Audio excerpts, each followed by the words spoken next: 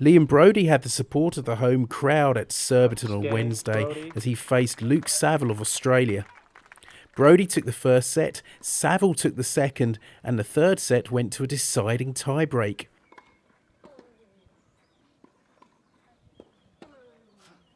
And it was Brody who looked like going through as he went into a 5-3 lead in the breaker.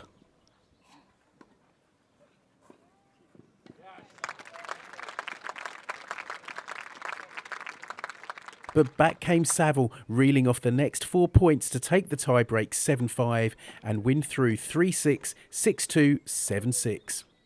Game, set a match, Savile. Yeah, it was a really tough one. I know Liam pretty well.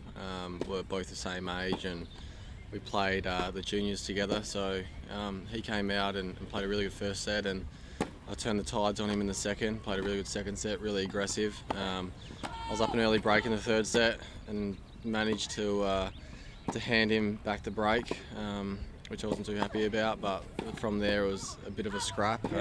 He had opportunities to close it out there in the tie break, but I hung tough and won some really clutch points in that tie break, which was good for me. Next round, Jens and Lou, how difficult is that going to be? Yeah, very difficult. He's a very accomplished grass court player. He made the final last week up in Manchester, the challenger there. I think he's made the quarterfinals of Wimbledon before, so it doesn't really get much tougher in this tournament, I don't think. But I'm going to go out there and play to my strengths and go in there with a game plan and hope that I can execute and give myself the best possible opportunity. I know I'm playing well. I've had some good results on grass, so I'm going to take it right up to him. I mean, you were top-ranked junior in the world. How difficult has it been making the transition to the pro ranks? Yeah, it's been quite difficult. There's been some ups and downs in my pro career, if you like. I started to have a really good run a couple of years ago. I got down to about 150, I think, and didn't have any points to defend the rest of the year. And after Wimbledon, I qualified and won a round, and then got struck down with a lower back disc bulge, which put me out for 4 months, and that really stopped my momentum. So that was tough, and ever since then I've been hanging around sort of the 180 mark. I dropped points last week, so I'm back again. So it's been difficult. I haven't kicked on as I'd like, but I'm still alive. I'm still trying. I love the game, and I'm hoping to make a career for myself in the next couple of years. When I'm playing my best tennis, I'm definitely competing with the top level guys. It's just a matter of doing that on a more consistent basis, which I've been struggling with. I think if I can keep developing, a few things by a couple %, a bit more power on my serve, still trying to play an aggressive game style and just getting over those sort of tough matches like today. It all counts, and I think, with a bit of confidence, that sort of self-belief against the top guys will come as well, and hopefully I can get on a bit of a run.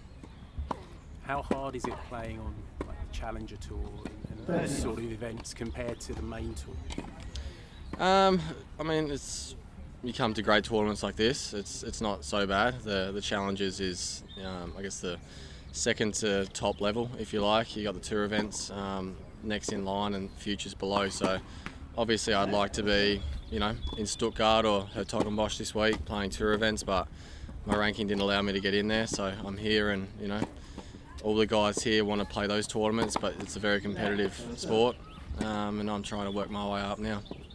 Is it quite hard, the schedule and all the travelling, and what's it like being a player on the Challenger Tour? Yeah, it is tough somewhat. You've got to get used to spending a fair bit of time away from home, from family, from especially us Australians. We can't just duck home after the French Open before this tournament. Maybe like Americans, they can, and obviously Europeans can. So we spend a lot of time overseas, sometimes 2, 3, 4, 5 months at a time we spend overseas. So we're all pretty strong, the Australian guys. We don't mind. We stick together. Had a couple of guys in the crowd supporting me before. We're all good mates, and it's just part of it. You got to spend time away from family. That's our job. That's what we've chosen to do. So it's just part of it. Spending time away from your quite famous girlfriend as well.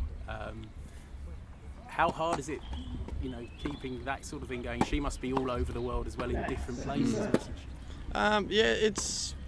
I guess so. I can sort of play some of the same tournaments as her, the qualifying.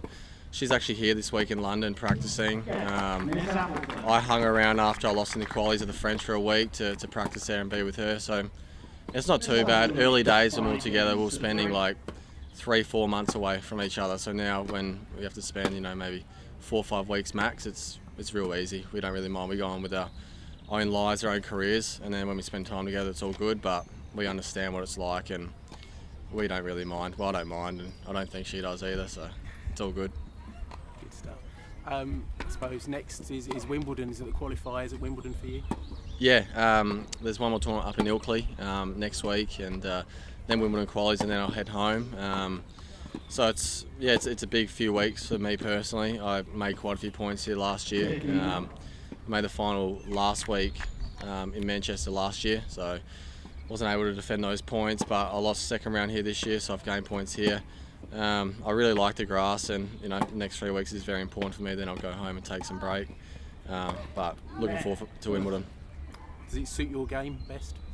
I think so, yeah. I had a lot of success there. I've qualified for Wimbledon twice, won the Wimbledon Juniors 2011, so my best results have come on the grass. So it's either guys can't play on it as well, or I really like it. I think it's a bit of both, to be honest.